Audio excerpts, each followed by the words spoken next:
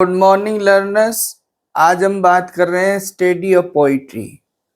और हम study of poetry में सबसे बेसिक जब हमने बात स्टार्ट की तो आपको मालूम है कि इसके दो सेक्शन हमने डिस्कस किए।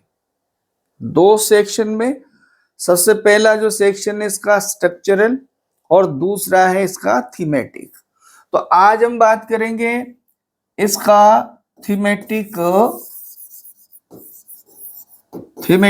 या आप इसको कह दीजिए कॉन्टेक्स्ट। हम इसकी आज बात करेंगे। स्टडी ऑफ पोइट्री में आज हम बात कर रहे हैं थीमेटिक और कॉन्टेक्स्ट। क्या होता है थीमेटिक या कॉन्टेक्स्ट बेस पर हम पोइट्री को यदि समझने का प्रयास करें तो उसको हम थीमेटिक और कॉन्टेक्स्ट को ये कह देंगे कि बेसिकली स्टडी इन पोइट्री में जो आपका स्टडी रहेगा वो ऑन द बेसिस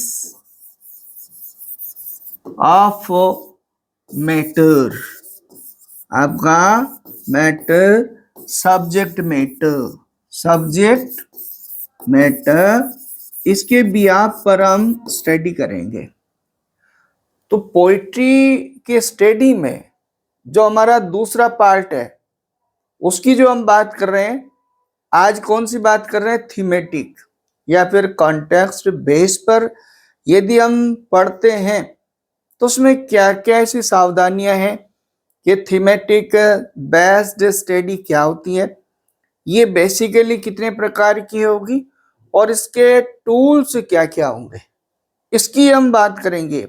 और वास्तव में यदि आप बारीकी से इन टूल्स को study of poetry on the basis of thematic बहुत माइन्यूटली ध्यान देते हैं तो मैं कहता हूं आपको किसी भी लेवल का आप टेक्स्ट ऑफ पोइट्री लेंगे आपको बहुत इजी वन हो जाएगा।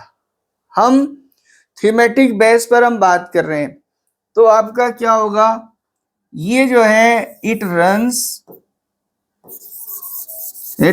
बेसिकली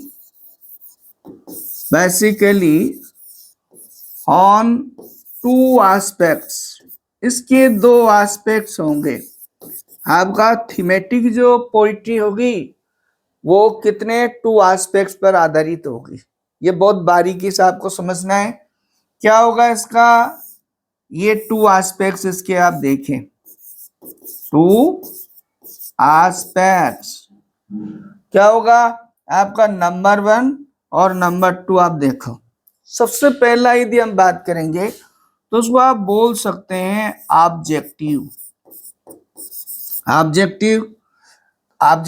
इधर आपका सेकंड होगा सब्जेक्टिव।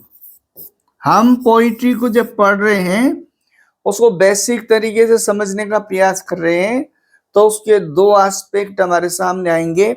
या एक अच्छे लर्नर को, अच्छे कॉम्पिटिटर को ये ध्यान रखना चाहिए उसके इंटरनल और एक्सटर्नल उसकी आइडियाज को समझने के लिए बहुत बेसिक, बहुत एसेंशियल हो जाता है। हम क्या बोल सकते हैं, इस ऑब्जेक्टिव को आप बोलते हैं फॉर्मल, यहां आप क्या बोलेंगे इसको, इनफॉर्मल। ओके, इस फॉर्मल को आप ये भी बोल सकते हैं एक्सटर्नल, और ये क्या होगा आपका इंटरनल, ये आप इसको बोल सकते हैं। यहां आप इसको एक और नाम से बोल सकते हैं इम्पर्सनल, और यहां ये हो जाएगा आपका पर्सनल। तो देखा आपने, सबसे पहली बात ये समझने की बहुत जरूरी है क्योंकि आपके जो क्वेश्चंस बनेंगे वो क्वेश्चंस इन्हीं के अराउंड सराउंड बनते हैं। और एक्चुअली क्या होता है कि हमारा जो कॉम्पिटिटर है इसके बेस को, इसके बेसिक को समझने का प्रयास नहीं कर रहा। देखा ना आपने, सबसे पहले हम क्या बात कर रहे हैं, स्टडी ऑफ पोइट्री, और स्टडी ऑफ पोइट्री में सेकंड जो एस्पेक्ट है थीमेटिक कॉन्टेक्स्ट, उस कॉन्टेक्स्ट बेस पर हम जब पढ़ रहे हैं, सब्जेक्ट मैटर के बेस पर हम उसको स्टडी कर रहे हैं, तो इसके टू एस्पेक्ट्स हमारे सामने आए और उनके अल्टरनेटिव नेम आप इस तरह से इस तरह से इस तरह से इस तरह से बोल सकते हैं, ये इसके अल्टरनेटिव नेम है। इनसे रिलेटेड ये जो टर्म्स हैं, क्वेश्चंस कैसे भी आपके हो सकते हैं, ये बहुत बारीकी से समझने की जरूरत है। और तभी क्राइटेरिया ऑफ क्वेश्चंस है। बच्चों को जनरली क्या होता है, एक वर्ड उसके पास है और उसका यदि अराउंड सराउंड से पूछा जाता है, इज और C is not able to answer sorry, तो इस चीज का बहुत ध्यान रखना पड़ेगा। अब आइए हम आगे बात करें इसकी। यदि बात करते हैं हम कि आगे यदि लेते हैं तो ये हमारा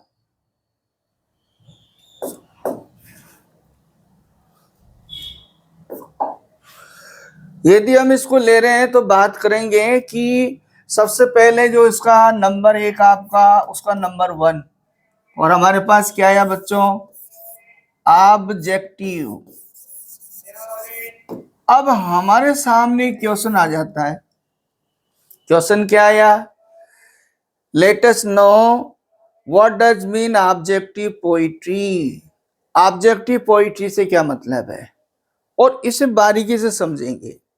ऑब्जेक्टिव पोइट्री से इतना सा मतलब है, व्हेन poet separates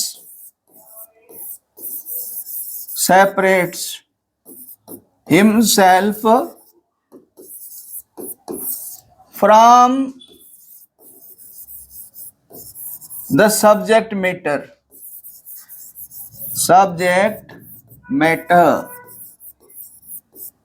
या यूं कह दीजिए और ये कह दीजिए, when poet detached himself from the context आपका, ये आपकी ऑब्जेक्टिव पोइट्री कहलाएगी। क्या कहा, हम सबसे पहले जानेंगे कि ऑब्जेक्टिव पोइट्री मीन्स क्या होगा। और ऑब्जेक्टिव पोइट्री मीन्स क्लियर कि जब कवि किसी काव्य की, कविता की विषय वस्तु से बाहर रहकर उसको आगे बढ़ाता है, ये आपका ऑब्जेक्टिव पोइट्री कहलाएगा।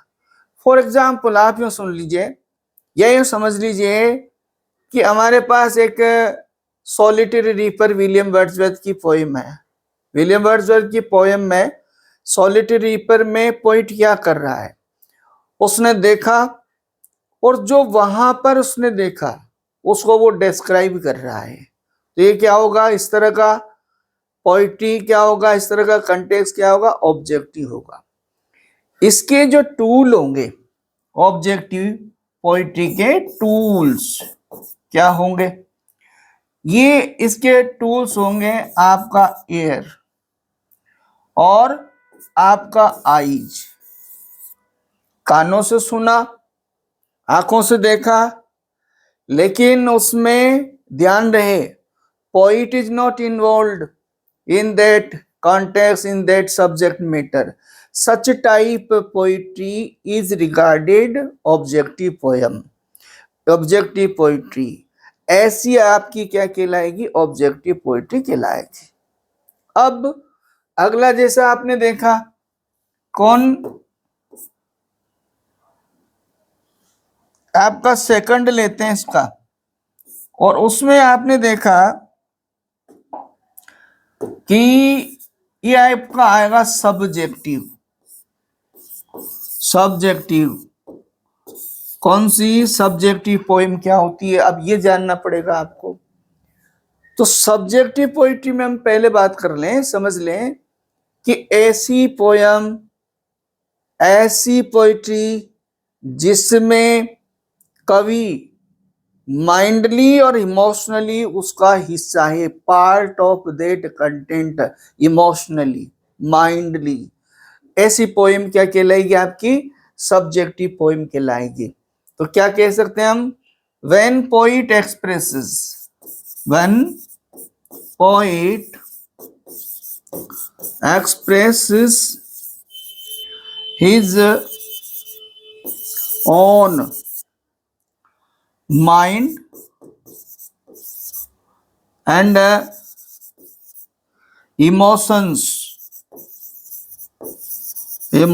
of heart। जब कवि अपना मानसिक, मस्तिष्क और हृदय की भावनाएं, व्यक्तिगत भावनाओं को शामिल करता है, ये आपकी, तो उसका मतलब है इट्स वेरी क्लियर, सब्जेक्टिव जो पोएम्स होगी उसके टूल्स कौन होंगे? इसके मुख्य रूप से टूल्स होंगे माइंड एंड हार्ट। ये दो चीजें इसमें होगी, ये ध्यान रखना है, ये ध्यान रखना है। डेफिनेशन से हमारे पास क्लियर हुई कि किस तरह से सब्जेक्टिव और ऑब्जेक्टिव, हमें सबसे पहले उसमें कंटेक्स्ट को देखने के बाद इसको तलाश करना है। और बच्चों, चाहे आप एकेडमिक लेवल पर हो, चाहे कॉम्पिटिटिव लेवल पर हो, पोइट्री का जो अपना स्टेटस है, दो तरह से, स्ट्रक्चरल और thematic. As today we are discussing thematic aspect. Thematic aspect की जब हम बात कर रहे हैं, यदि ये बच्चे को क्लियर है, लर्नर को क्लियर है, कॉम्पिटिटर को क्लियर है, तो मैं समझता हूं उसके लिए इतना इजी हो जाएगा, इतना इजी हो जाएगा कि उसे ज्यादा परेशान होने की आवश्यकता नहीं है। अब आप देखो उसको, इन दोनों में आप कंपैरेटिव बात करो, क्या इसमें कंपैरिजन करो, कंपैरेटिव स्टडी ले लो आप। कंपैरेटिव जब लोगे तो क्या होगा? आपका जो सब्जेक्टिव है, सब्जेक्टिव, दूसरा आपका ऑब्जेक्टिव है।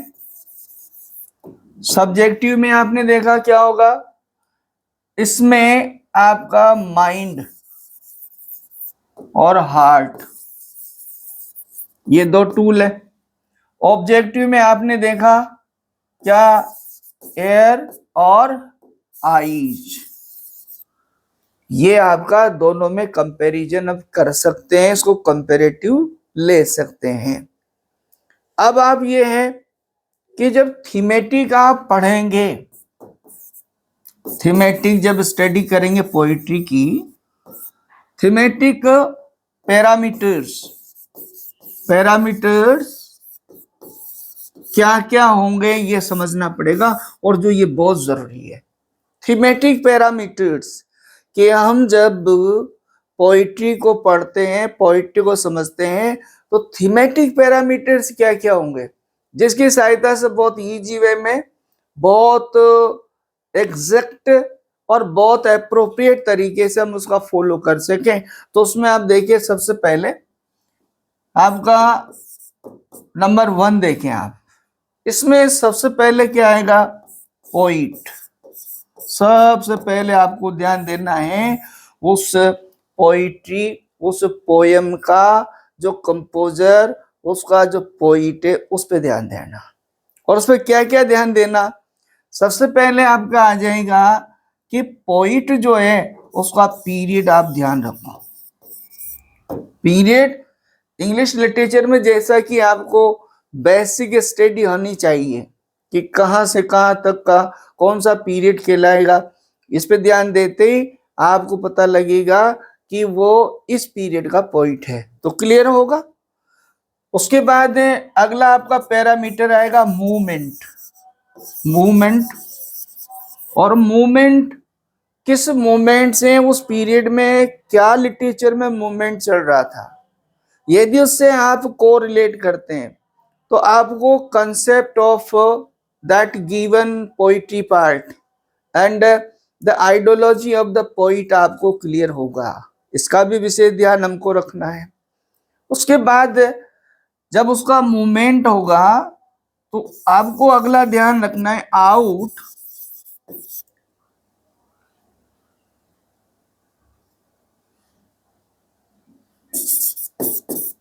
Characteristics of poet. ये स्वाभाविक है, जब आप मूवमेंट से उससे जान जाते हैं कि मूवमेंट उसका कौन सा है। जैसे फॉर एग्जांपल एक छोटी सी बात से जो जल्दी लिटरेचर वाले बच्चों को समझ आती है, जैसे जॉन डन है। जॉन डन का जैसे मूवमेंट आप ढूंढेंगे या कौन सा मूवमेंट से वो रिलेटेड है, तो मेटाफिजिकल स्कूल पोइट्री। अब आपको इस मूवमेंट में as a leading leader John Donne, not only John Donne but also other followers also, इस मूवमेंट का जो बेस था वो क्या था, फार फेच्ड आइडियोलॉजी। आपको समझ होगा, क्लियर होगा कि इससे मूवमेंट से यदि ये पोइट रिलेट है तो इसमें इस तरह की चीजें आएगी, फार फेच्ड आइडियोलॉजी आएगी। अब आप अगला लेंगे कि हम अगले टूल के रूप में क्या बात करें, तो आपके पास क्या आ जाएगा, पोएम आ जाएगा। और पोएम जब हमारे पास होगा तो सबसे पहले क्या होगा, आपका पोएम के आपको टाइटल पे ध्यान देना है। टाइटल को बहुत बारीकी से स्ट्रक्चरल और लिटरल समझने का प्रयास करना, क्योंकि जो पोइम का जो टाइटल होगा उसी के इर्द गिर्द आपका सारा मैसेज, सेंट्रल आइडिया, थीम उसमें घूमती है, तो इससे क्लियर होगा। दूसरा, टाइटल से आपको ये भी क्लियर होगा कि उसमें कोई आपका लिटरेरी अप्रोच है, वो भी पूछी जा सकती है। टाइटल में ये भी क्लियर होगा कि इसका कोई अल्टरनेटिव टाइटल है क्या, तो आप इस पे बहुत अच्छी तरह से ध्यान देंगे। जो ही टाइटल आपने समझा तो उस दिए गए पोएम का फॉर्म देखें, फॉर्म क्लियर होगा तो बहुत सारी जो कैरेक्टरिस्टिक्स ऑफ दैट गिवन आपका पोएम जो पार्ट है उसमें आप उसको कोरिलेट कर पाएंगे। जैसे मान लीजिएगा आपका वो ओड है, आपने ढूंढ लिया कि इसकी फॉर्म क्या है, ओड है, या आपने देखा ये बैलड है, इस तरह से उसकी फॉर्म यदि मिली, सॉनेट है, ये यदि आपको क्लियर कट वहां पता लगता है। और आपको याद है हम इसके स्ट्रक्चरल पार्ट में डिस्कस कर चुके कि ये चीजें क्लियर होती है बारीकी से समझने के लिए। आप उसके स्टेंजाज को लेके, उसकी लाइंस को लेके, तो आप फॉर्म उसकी सबसे पहले यानी ढूंढेंगे। अब उसमें टाइटल के साथ उस पोएम में सब टाइटल भी हो सकता है। सब टाइटल बहुत सी बार अल्टरनेटिव टाइटल पोइट ने यूज किया, या अर्लियर टाइटल उसका था फिर बाद में वो आपका चेंज हो गया। ये भी आपका एग्जाम से रिलेटेड क्वेश्चंस होते हैं, इस पे ध्यान देंगे। उसके बाद आपका ऑथर आपका जो है, या फिर उस पोएम का एंथोलॉजी पे ध्यान दो आप। एंथोलॉजी कहां से वो लिया गया, जैसे मान लीजिएगा आपका कोई सोनेट है शेक्सपियर का, या आपके कोई ऐसे है, तो वो कोई पोइट की एंथोलॉजी रही है तो उसमें से यदि लिया गया है, यदि आप इस चीज को उससे कोरिलेट कर पाते हैं तो आपको बिल्कुल आसानी रहेगी आंसर्स देने में, क्वेश्चंस को समझने में। ये मेन टूल्स है। उसके बाद आप देख लो इसके कंपोजिशन की बात कर लो। कंपोजिशन, कंपोजिशन कब ये कंपोज हुई, कितनी लाइंस की, किन स्थितियों में हुई, क्या हुआ। बहुत सी बार पोयम जैसे आप कह लीजिए रिटन इन कंट्री चर्चयार्ड, लिखी कब गई और बाद में 10 साल बाद उसका जो है पब्लिकेशन, तो आपको पब्लिकेशन भी आपको ध्यान रखना है। पब्लिकेशन, इन टूल्स को पोयम के अंडर आप पोयम की स्टडी करते समय ध्यान रखेंगे। वेरी इजी आपका two question you will be able to answer. बच्चों ज्यादा सीधा कॉन्टेक्स्ट में उलझने से पहले ये आपके लिए इस तरह के टिप्स है कि बारीकी से हम उसको देखें। अब हमारे पास अगला क्या हो सकता है कि कैसे हम उसको देखें, तो अब आपका है थीम। थीम देखें, ये उसका मेन, जो आपने सारा कंटेक्स्ट को फॉर्म को देखा, उसका अराउंड सराउंड, उसका इंटरनल एक्सटर्नल सारा जो आइडिया है उसको देख कर आप उसमें देखने का प्रयास करें कि उसकी थीम क्या है। और आपको ध्यान रहे थीम के साथ क्या होगा, सब थीम, एक कोई भी पोयम है उसकी एक मेन थीम होगी, उसको तो आपको पहले सबसे पहले जानना, उसको निकाल लेना। लेकिन अल्टरनेटिव क्वेश्चंस इस तरह के भी पूछे जा सकते हैं, या हमें इस तरह की समझ उसमें होनी चाहिए कि इस थीम के अलावा यदि हमको अन्य दूसरी इसको एंटाइटल करना पड़े कि थीम दो, इसकी थीम क्या हो सकती है, तो उसके आइडिया से। और ध्यान रहे एक आपका जो फॉर्म है पोइट्री की, उसमें एक मेन थीम के साथ साथ besides main theme there may be more than the one, आपकी जो मेन जो थीम है उसके अलावा बहुत सारी थीम्स उसमें हो सकती है, उनको भी हमें बारीकी से समझने का प्रयास करना पड़ेगा। फिर आप उसमें ले लो सेंट्रल आइडिया, और सेंट्रल जो आइडिया है वो भी एक प्रकार का मेन थीम जैसा आपका मेन उसका सेंटर, सारी सब थीम यदि है, लेकिन उन सब को सब्सटेंटिव वे में आप देखेंगे तो मेन आइडिया उसमें निकालो आप कि वास्तव में उसमें मेन बात कहने का क्या प्रयास किया।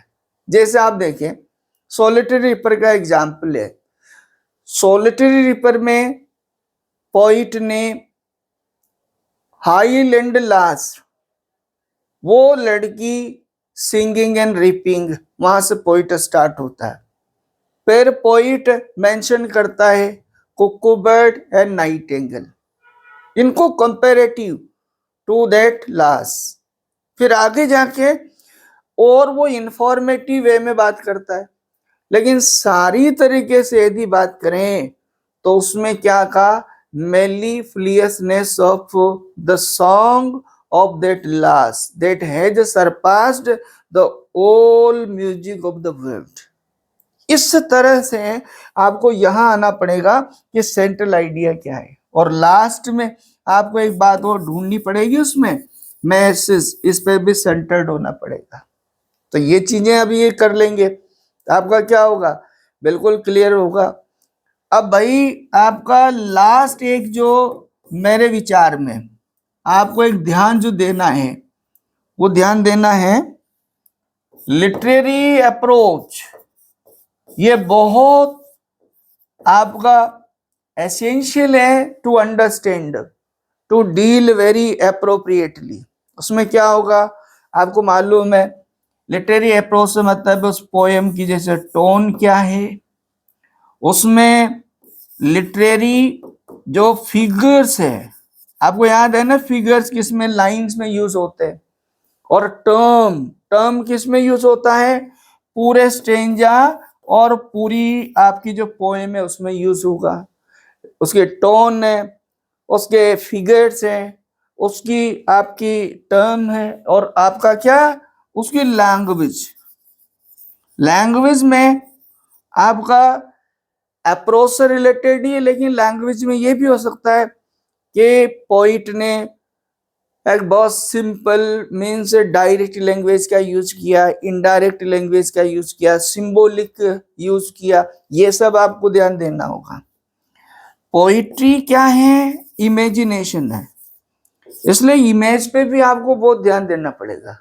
और आपको एक चीज जो बहुत एसेंशियल है जिससे रिलेटेड क्वेश्चंस बनते हैं, डिक्शन। यदि हम इन टूल्स को बहुत बारीकी से ध्यान दे लें और इनको समझ लें, तो आप बताओ अब किसी भी पोएम को यदि आप डील करते हैं तो क्या आपको किसी तरह की परेशानी रहेगी? मैं समझता हूं बिल्कुल नहीं रहेगी।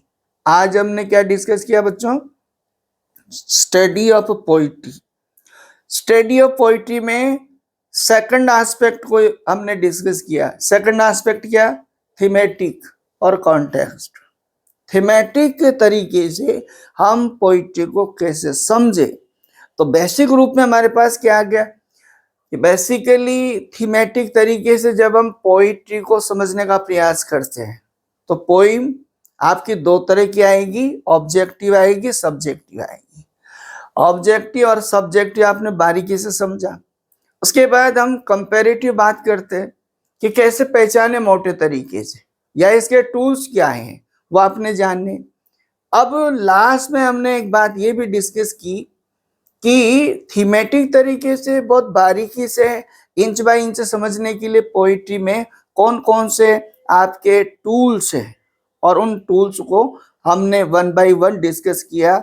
I hope it's very clear and you will able to deal poem very easily.